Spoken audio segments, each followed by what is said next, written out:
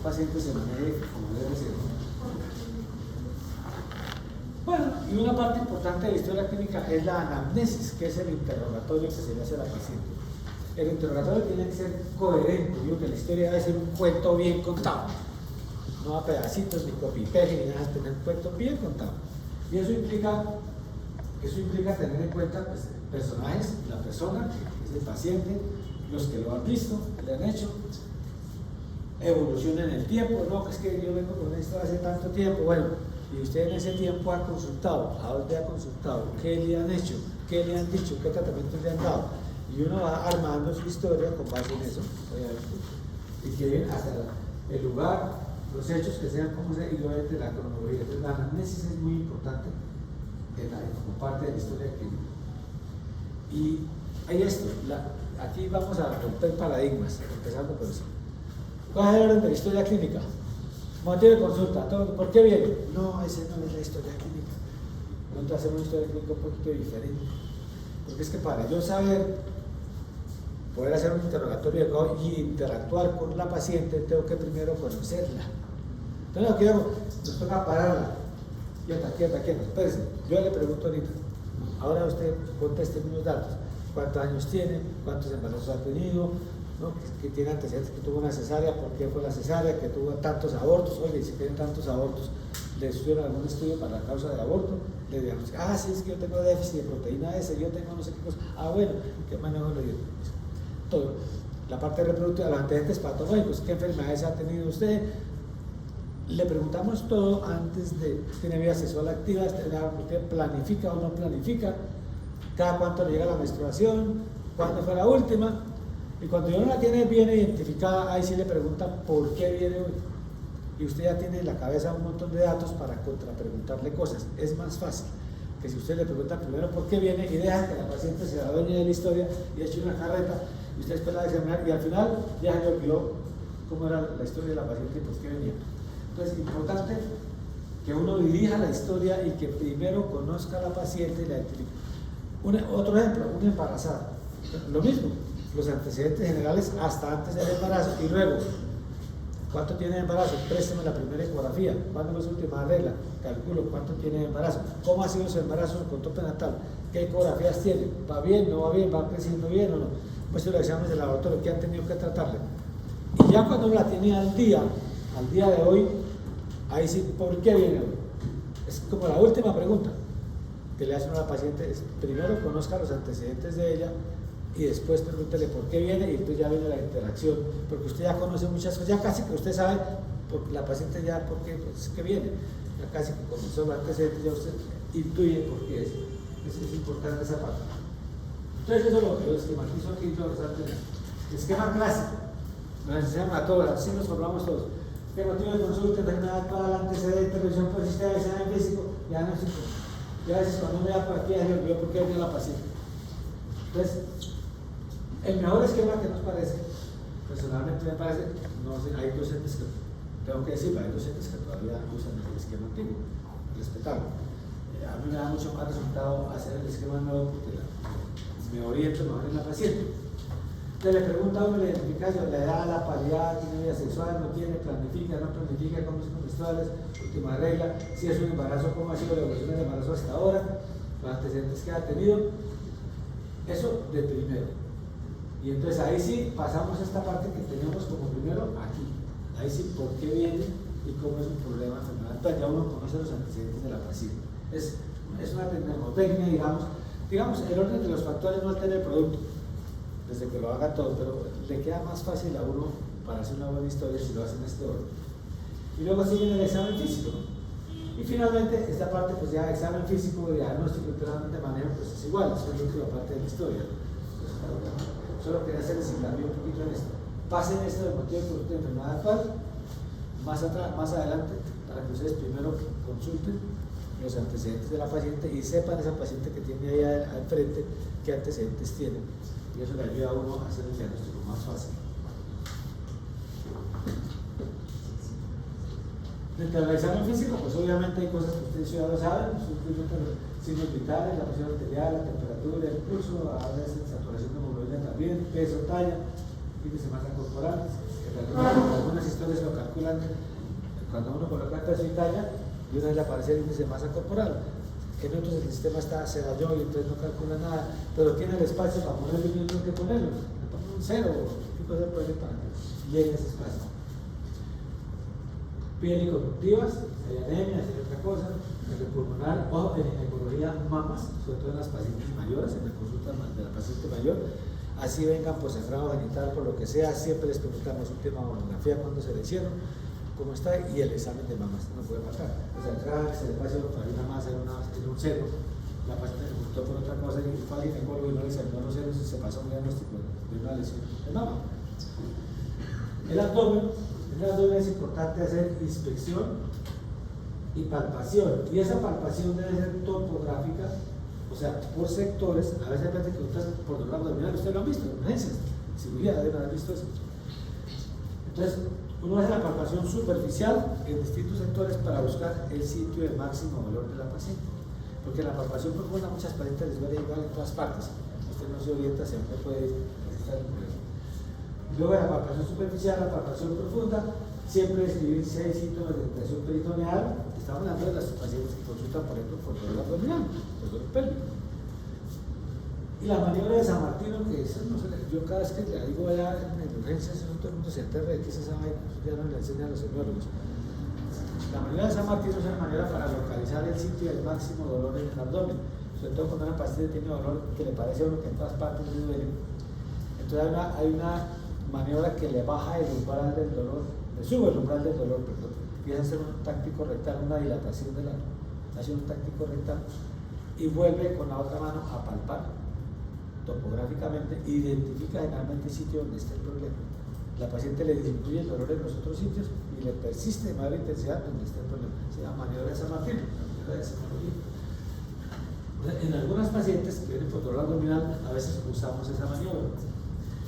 Si es en embarazada, pues en embarazada hay que hacer altura uterina, las maneras de describir cómo está el feto, la situación, después la presentación, el tono uterino, si tiene contracciones o no tiene, y la frecuencia cardíaca fetal. Eso es parte como el examen físico de las pacientes. Y entonces aquí hay algunos tips para hacerlo bien. De pronto aquí, ¿cómo no se debe hacer? Es la altura uterina, entonces se mide del borde superior del pubis. A la paciente se le molesta un poquito, tiene que trabajar el panza un poquito y que el dedo de uno esté sobre el borde superior del pubis, así le molesta un poquito a la paciente. Ahí arranca así también, que ahí va el cero. Y el fondo, aquí, pero no como le están haciendo aquí. Así no es, así no es. Porque si usted dobla aquí, le está aumentando 3 o 4 centímetros. Lo que usted hace es que pone su mano perpendicular aquí en el fondo uterino y mide al borde de su dedo. Esa es la medida normal. Y eso le da unos 3 o 4 centímetros menos que si usted la mide así como está. Usted pues, pone aquí está la medida del fondo uterino hasta ahí. Pongo mi mano perpendicular y yo mido como la cinta métrica del borde del pubis aquí a mi mano. Esa es la forma como medimos el fondo uterino. Para ver cómo está localizado el feto, hay unas maniobras que son unas maniobras de Lyoto para pegar a uno ubicar. La mayoría de los fetos están en presentación cefálica, entonces lo primero que uno hace es buscar qué hay abajo, si está la cabeza o no está la cabeza. Y eso se hace con 2 maniobras. Una es esta, que es la más malita, bueno, puede servir, pero es la más mala, porque es con una manita coger aquí la cabeza y ver si está ahí la bolita. Pero cuando la presentación está encajada, no la encuentra. Entonces esta maniobra no está buena. Es mejor esta maniobra que está aquí. Entonces uno, a ver, la paciente está aquí, la cabeza está aquí, yo estoy aquí en el sitio contrario, voy al hipogastrio y con las 2 manos miro qué es lo que hay abajo, como quien manda el balón de un lado al otro, como quien manda el balón, y en la mente es más fácil precisar la presentación con esa maniobra que con la de una sola mano. La de una sola mano puede servir en pacientes que no son obesas y que está flotante la cabeza porque no toca uno fácil, esa con cualquier maniobra la usa uno. Pero cuando es un poquito más difícil, esta maniobra es más precisa. Y luego, que ya tienen la situación, digamos, la situación es donde está el eje del feto con respecto a la madre. Longitudinal, bien sea podálico o cefálico. O puede ser transverso si es que está atravesado, entonces situación transversa o situación longitudinal. A veces hay pacientes que están medio oblicuas, bueno, no están muy definidas todavía, no se han acomodado bien. Sería la posible presentación. Y ya podemos decir longitudinal, que es la mayoría, vamos a mirar dónde está el dorso, que es importante saber dónde está el dorso. El dorso es donde está la espalda. La espalda es una zona un poquito más uniforme y de mayor consistencia que el vientre. El vientre está en las paticas, las manos, allá se hunde más, hay huecos, se hunde más fácil. Entonces, esa maniobra que la está haciendo aquí mal la persona que le está haciendo, así no es. La diapositiva está de ahí para que digan lo que no se debe hacer. El dorso se examina con una sola mano, Yo le coloco la mano aquí y le hago después en el otro lado, simétrico en el otro lado. Talón y parte del otro. Lo que es que a veces cuando ponen las dos manos, una mano le puede ejercer presión y le aumenta la tensión y entonces le puede hacer equivocar. Que a veces con una sola mano es más fácil. Ya sabe que está de cabeza o dale con esto, busca el dorso con una manito. Mira, entonces la parte donde es más irregular y más blandito es el vientre, donde es más uniforme y más duro es el dorso. Y si tienen alguna duda, y a veces es difícil el dorso, porque a veces hay niñitos que están boca arriba, mirando al techo y tienen el dorso hacia la columna de la paciente. Entonces ustedes no encuentran la parte dura, todo es blandito, entonces ¿dónde está el dorso? En ese caso se pueden apoyar por el fonendoscopio o por el Doppler o por el estetoscopio epinar. Entonces, si ya sabe que está de cabeza, pues va a buscar la presentación de la parte de abajo, ya sabe, entonces la busca por aquí y luego la busca en el otro lado, y donde se oiga más nítida, ese es el dorso, el lado del dorso. A veces se apoya uno con la auscultación para ver dónde está. Bueno, y cuando definitivamente no puedo, pues ahí los que estamos en Rex, ahí tenemos una ecógrafo, pues lo pasamos a la ecógrafo y miramos. Pero digamos, desde el punto de vista clínico, con una sola manito, primero, generalmente se identifica, y entonces es importante porque en el lado del dorso es donde uno ve la fotocardia. Yo dónde está el dorso y ahí le tomo por el endoscopio. Pues si está de cabeza, en la parte inferior del abdomen, entonces la voy a buscar, si está de cabeza acá, y si estuviera podálico, pero buscaría más arriba. Bueno, eso es en cuanto a maniobras de León, porque eso les van a ver y a practicar después de todas formas. Eso es lo que van a hacer en los turnos. Allá llega la paciente, y ustedes están dando historia, hasta ahí, y busquen eso, hagan eso, y cojan cancha eso, y lleven el fonendoscopio suyo que oye bien, lleven su Littmann o el que tengan, ¿para qué? Para que entonces esto vayan a practicar. Bueno, viene la parte del examen ginecológico, esa es la parte abdominal. Viene la parte del examen ginecológico, vamos a ver genitales externos. De todas las pacientes no las hacemos todo. Por ejemplo, un especuloscopio, una paciente con un embarazo ya más avanzado, pues realmente eso molesta poner el espéculo. Hay situaciones específicas en que nos toca ponerlo. Y uno ve errores allá en la no, es que la paciente viene por flujo. ¿Y usted qué dice? No, pues le hice un tacto y tal. Le hice un tacto y cómo está el flujo. Eso no se puede ver en el tacto. Si la paciente viene por un flujo, toca poner un espéculo para ver las características.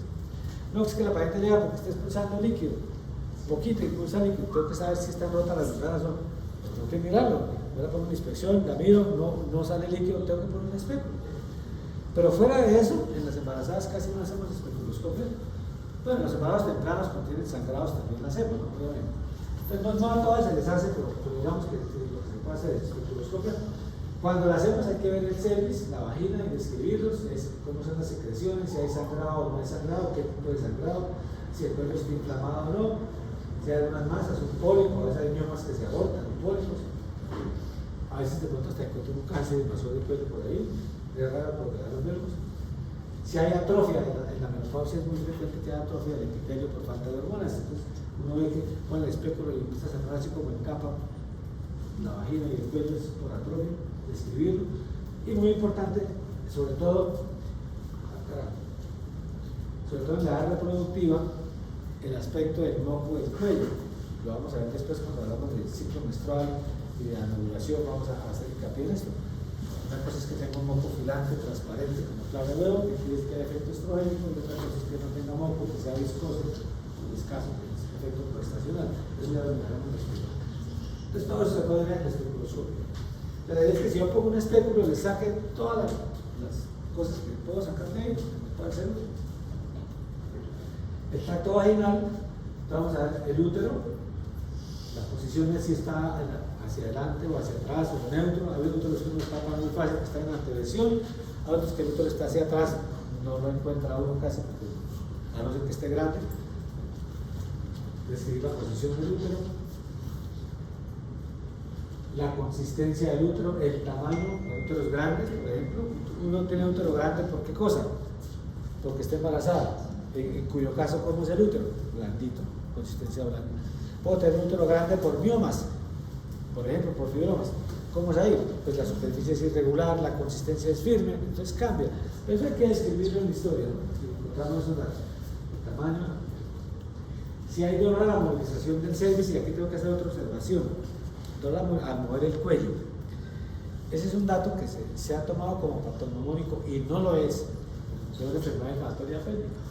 Entonces, que la paciente porque tiene dolor bajito y le hacen un tacto y le duele, entonces ya es una EPI. Y tome clindamicina y gentamicina por 7 días y resulta que la paciente no tiene taquicardia, no ha tenido fiebre, tiene un cuadrito hemático sin leucocitosis, una PCR negativa, pero le clavamos el antibiótico porque le dolió el tacto. Entonces, el tacto generalmente duele. Entonces, usted hace un tacto suavemente, entra los dedos y ya cuando tiene el cuello allá, ahí sí le dice a la paciente, ahora me va a decir si al mover el cuello le duele o no le duele. ¿Ven? Pero ya no es el dolor del tacto, sino es el dolor de la movilización del cuello. Muchas veces dicen que cuello doloroso a la movilización, y uno le hace el tacto y lo que le duele es la entrada de los dedos, el tacto. Pero cuando le mueve el cuello ya no le duele. Es importante que se haga bien esa maniobra. Y en algunas pacientes de dolor pélvico es importante hacer esa maniobra. Bueno, en las embarazadas, para la dilatación, el borramiento, la consistencia, la estación es que antes está la presentación con respecto a las espinas ciáticas, si está 1 centímetro por arriba menos 1, si está 2 por arriba menos 2, y si está menos 3 o más centímetros por arriba, pues es menos 3, sería importante la presentación. Y en las embarazadas, sobre todo en las primigestantes, se evalúan la apéndice, la apéndice que ya llegan al final, embarazo avanzado, por ejemplo, que llegan a entrada al parto, o que llegan a control de semana 40, una primigestante, pues tenemos que evaluar todas estas cosas e incluir la valoración de la pelvis, que ustedes van a tener una charla donde les van a decir cómo se evalúa la pelvis, para ver qué pelvis son aptas, qué pelvis no son aptas para el parto. Bueno, vagina, pues a veces hacen un tacto y encuentran una vagina caliente, la describan, entonces puede hablar de alguna patología. Y la siguiente parte es evaluar anexos. Normalmente uno no palpa las trompas ni los ovarios, no se palpa, son pequeños, normalmente en un tacto no se palpa. Si los palpa, ya uno piensa que puede haber alguna patología. Pero en todo tacto es anexos normales o no palpables, o se palpa una masa de tanto por tanto, o es difícil. El palpar es difícil porque el dolor de la paciente no me deja, pacientes con dolor pélvico. Listo, colóquelo, que no se puede evaluar por el dolor, pero se intentó evaluar. Ya se verá por ecografía cómo están los anexos. Ya les decía, el tacto rectal, ¿cuándo lo usamos? Varias indicaciones. Paciente núbil que lo requiera, es la paciente que no ha tenido relaciones sexuales y que está consultado por alguna patología que yo requiero evaluar los órganos de la pelvis. Entonces, puedo no hacerle tacto, puedo no hacer vaginal. Si tengo una ecografía a la mano, yo le hago una ecografía y yo veo el tacto rectal. Pero si no la tengo, no tengo, yo puedo hacer un táctico rectal y por el tacto rectal tratar de evaluar los órganos pelvis. Eso sería una indicación, claro, con la mamá ahí, o familiar, si es que es una menor, que vaya con él. Pues esa sería una indicación. La otra es la maniobra de San Martino, que yo les decía, pacientes con dolor pélvico, que es útil para localizar el sitio de máximo dolor cuando la paciente dice que le duele todo. Entonces, con eso localiza uno el sitio donde probablemente esté la patología. Y lo otro es la evaluación de parametrios. Cuando hablamos de los parametrios, dos situaciones. En el cáncer invasor de cervix, porque el parámetro se evalúa por tacto rectal. Cuando el cáncer se sale del cuello e invade, el parámetro es el tejido que está entre la pelvis y el cuello, unos 2 centímetros. Entonces uno en el tacto rectal pone el dedo en el recto y aquí en el abdomen la otra y uno toca si ese tejido está blandito o está indurado. Si está indurado es porque está comprometido. Entonces en la evaluación de cáncer de cervix, ustedes van a ver poquitos cánceres de cervix, yo creo que en valores ya casi no vemos, pero van a ver de ser un indicador de tacto rectal. Y lo que se puede hacer es pacientes con problemas sépticos, pélvicos, que ya también vemos poco, pero que se veía antes mucho, de la paciente hacía trombofibritis pélvica y a veces había induración de los parámetros por celulitis. Entonces sería otra indicación para evaluar el tacto rectal. ¿Ok? Examen ginecológico, como digo, máximo de 2 personas, con autorización para el examen ginecológico, sobre todo cuando va a haber el practicante, entonces uno le pide permiso a la paciente para que lo mire, acompañado siempre, y como les decía siempre, primero que lo haga el especialista, para que ustedes puedan aprender, porque si ustedes van a buscar algo que no saben qué es, pues no lo encuentran, entonces uno lo hará el especialista. Bueno, el examen ginecológico lo hacemos usualmente con la paciente de la función ginecológica, la sala de examen, la forma práctica de hacerlo. Aquí estamos viendo cómo se hace el tacto bimanual, entonces uno trata de tocar con las 2 manos para que lo que quede en medio de las manos uno lo pueda evaluar. El útero, por ejemplo, les decía, cuando esté en anteversión es muy fácil tocarlo, cuando esté en retroversión no lo tocamos desde abajo, no lo toca. Bueno, y lo que ya todos los demás que les decía del examen. Bueno, estábamos hablando de la historia clínica y entonces vimos lo importante de la anamnesis, de pronto cambiar el orden de primero identificarla y luego sí preguntarle por qué viene, ya el resto de la historia del examen físico. Y seguimos con la historia, tenemos que hacer un diagnóstico. ¿Les da hincapié en esto? Esto debe ser un rompecabezas que tenemos que armar bien armado, porque al final de la historia tenemos que tener un diagnóstico o por lo menos unas posibilidades diagnósticas ya muy definidas. No quedan más locos que cuando llegó la paciente, ¿no? Tenemos que tener una orientación ya. Generalmente cuando uno va a hacer un buen interrogatorio y va a examinar a la paciente ya lleva 2 o 3 diagnósticos en la cabeza. Si no, está perdido. Y hace el examen y entonces ya va descartando y se va a quedar con 1 o 2 posibilidades generalmente. ¿Ya? Para eso nacieron los diagnósticos.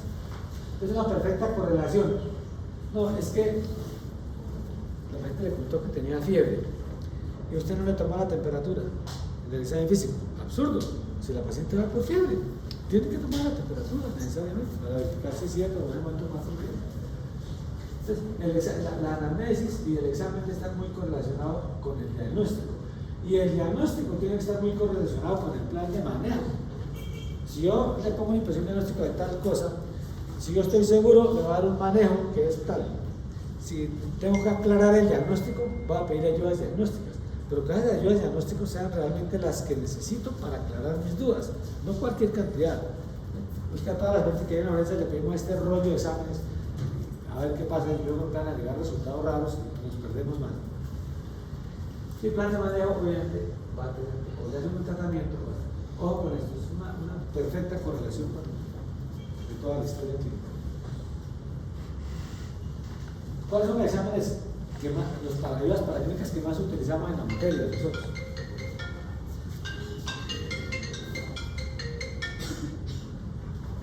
Entonces,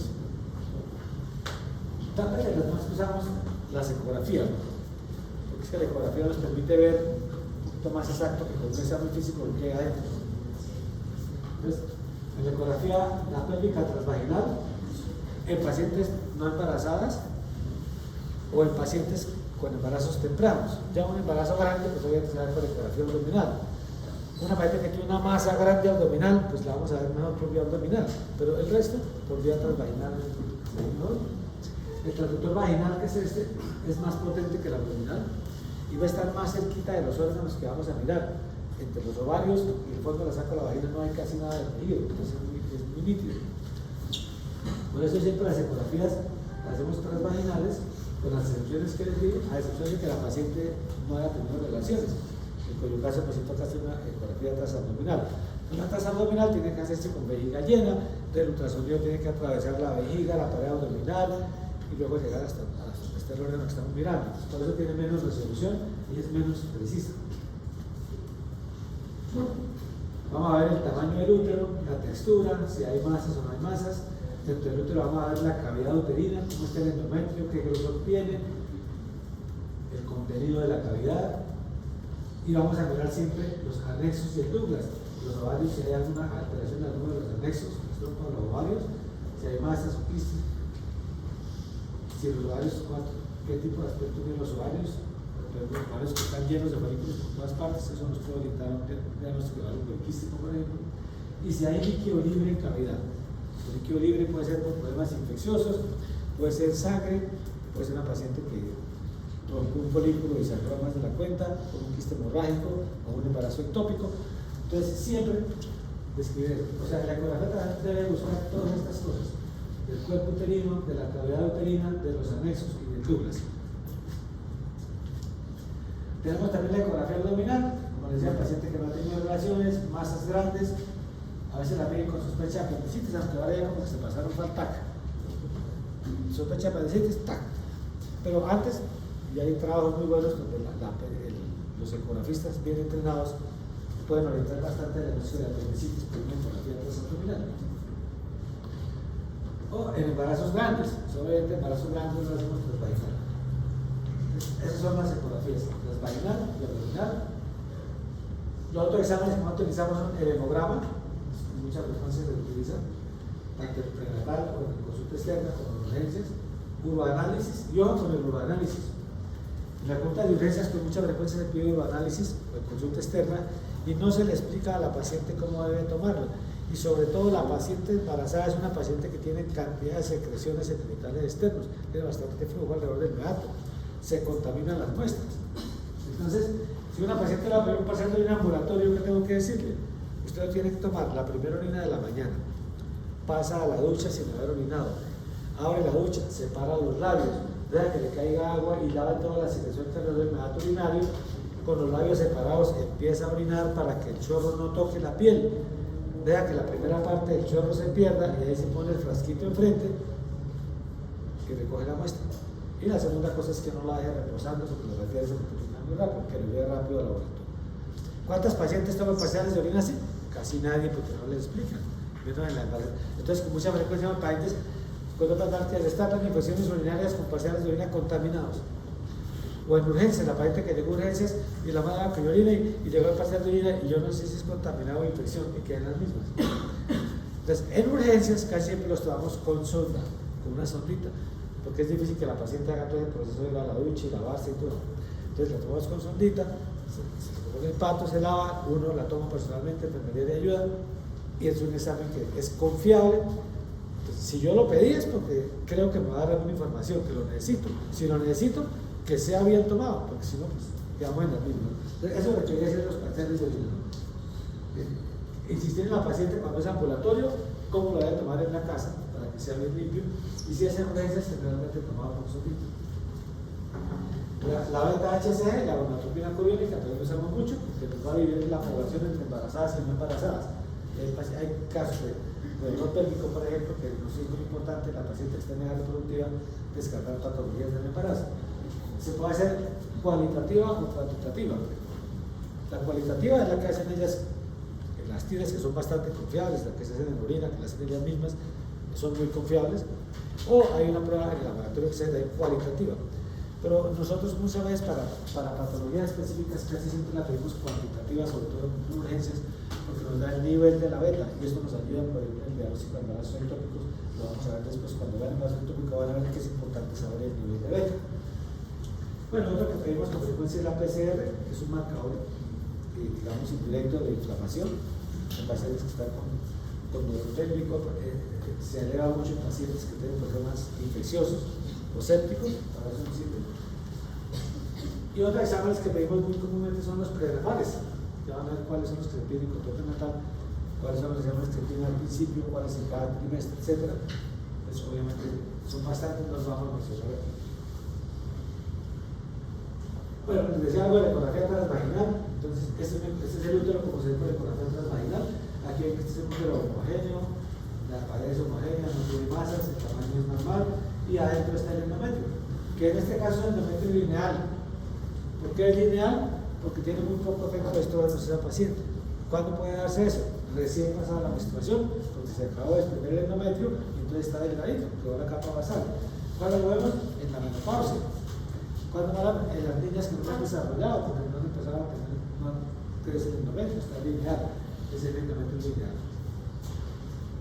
Esta es otra foto, aquí un endometrio, ya un endometrio delgado, pero no tanto, porque es el endometrio, es el diagonal de dos patitas, y aquí es un endometrio más grueso. Entonces uno lo ve y lo mide, entonces eso le ayuda a ver el estado más o menos hormonal de la paciente. O a veces puede verse esto, usted ve aquí un endometrio delgado y aquí hay una cosa que se ensancha.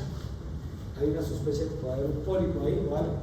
Entonces ya pasamos a otro estudio diferente que lo vamos a ver después cuál es. Este es el caso de polipometría. Ecografía transvaginal. ¿Qué más vemos en anexos? Por ejemplo, este es un ovario típico de ovario poliquístico, que tiene muchísimos folículos, parece una cadena, un rosario. El nombre de ovario poliquístico que mal puesto porque no son quistes en los ovarios, es todo lo contrario. Son folículos chiquitos que no ovularon, aparente que no ovulan, entonces se quedan pequeñitos y se van sumando los de un ciclo con otro, y entonces cada ovario tiene un montón de folículos pequeñitos. Bueno, no toda la paciente que tiene una imagen de estas tiene ovario poliquístico, lo vamos a ver después cuando vamos al tema. Este, por ejemplo, hay un quiste ovario. Sí, un quiste ovario. Este parece un quiste hemorrágico, tiene ondas así como esas, como cuando uno tira una piedrita a un lago al agua, o a una piscina que se forman ondas, eso es característico del quiste hemorrágico, ya lo vamos a ver después.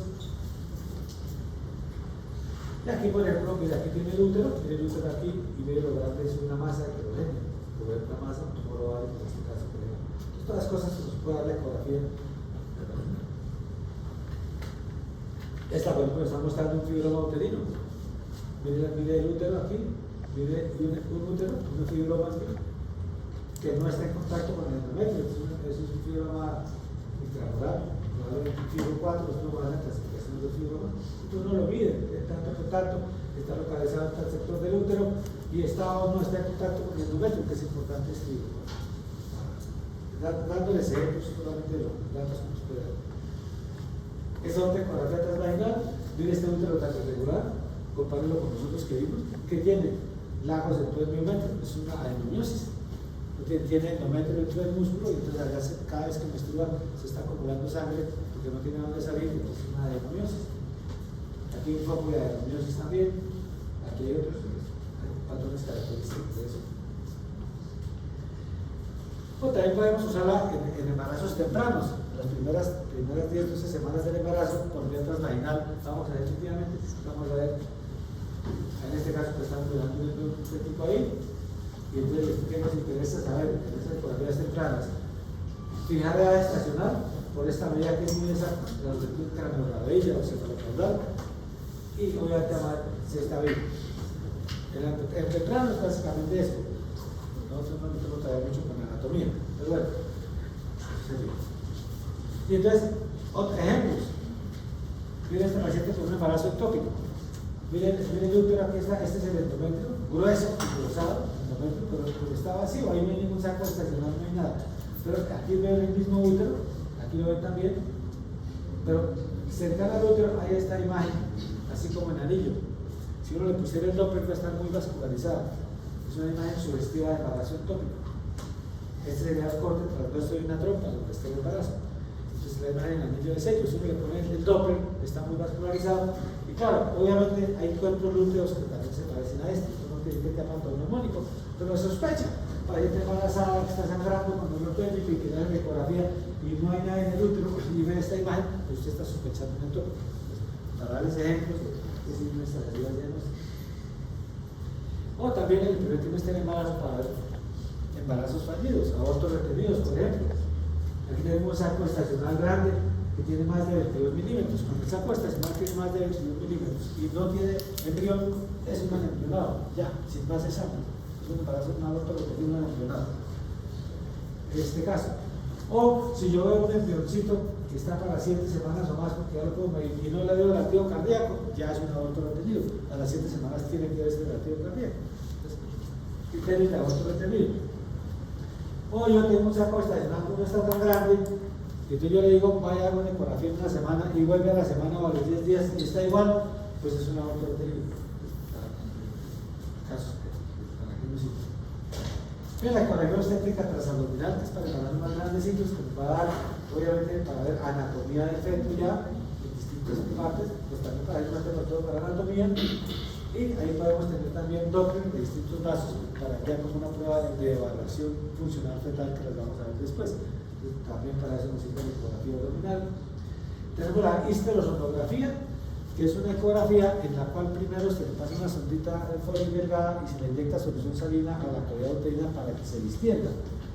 cuando tenemos sospechas de pólipos o de masas encablladas, miomas, hacemos la histerosonografía. Entonces, ¿qué pasa? Que el líquido queda negro. Y entonces vea cómo se pintan de bien. Ustedes vieron la imagen anterior del pólipo, donde usted que uno le parecía que era, pero pues está todo colapsado ahí. Pero cuando hace la histerosonografía, miren cómo aparece. Entonces ya lo delimitan bien dónde está. Este proyecto puede ser un mioma que está metiéndose a la cavidad, por ejemplo.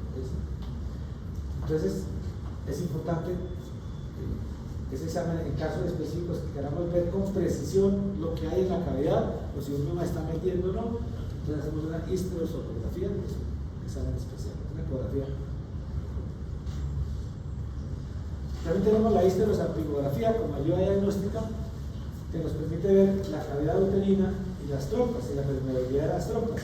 Se usa más que nada en estudios de fertilidad, que vamos a ver después. Entonces les pongo un ejemplo, esto es una diana normal.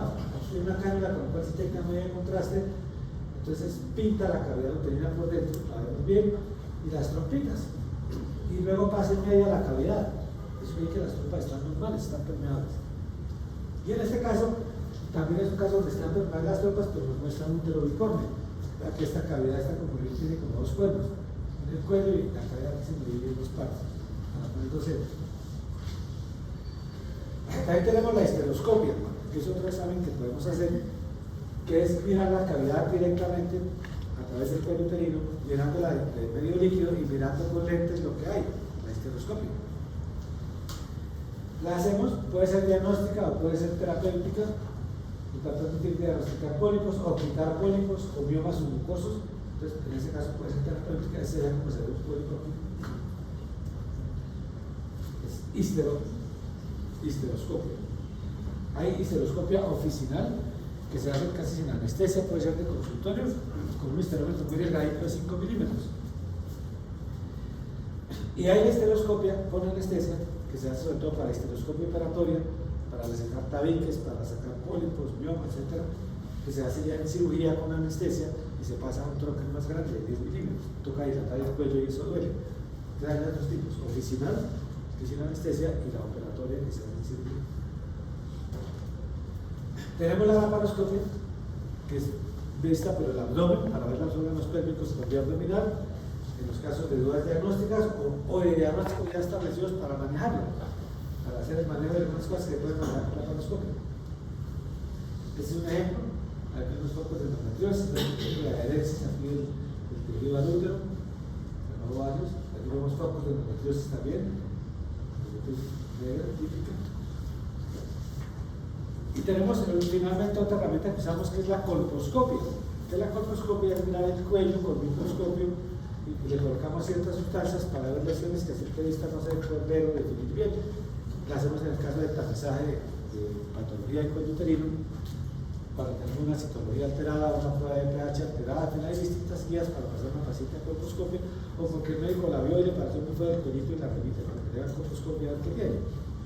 Entonces, se mira con aumento, el colposcopio mira desde aquí, está cómo se ve. Es un microscopio que tiene una distancia focal grande, entonces yo lo puedo mirar desde lejos y enfocarlo. Miro el cuello, le pongo aumento, esto es un cuellito así como se ve a simple vista. En este caso, que es una citología alterada o una sospecha de neoplasia cervical, le coloco vinagre blanco, que es ácido acético diluido, y la lesión se me vuelve blanca, se me identifica, cosa que no la veía aquí, ya veo la lesión. Luego le puedo hacer una prueba de Lugol, que es el test de Chile, que no me capta el colorante. Entonces esta es una lesión cervical, de la cual pues obviamente voy a tomar biopsias, probablemente la de acá y de acá, inclusive para hacer la colposcopia. Es mirar el cuello con microscopio, y básicamente lo hacemos en casos que estemos buscando patologías de cervix. Y eso era todo. Entonces vimos lo que es la historia y algunas ayudas diagnósticas más comunes que tenemos. No sé si tengan preguntas de eso. Lo que queda es que vayan a los turnos de urgencia, vayan a las valoraciones clínicas y hagan historias bien hechas. Y sobre la marcha, pues van cogiendo el hilo y van viendo que es una herramienta muy útil hacer una buena historia. Bueno, qué pena.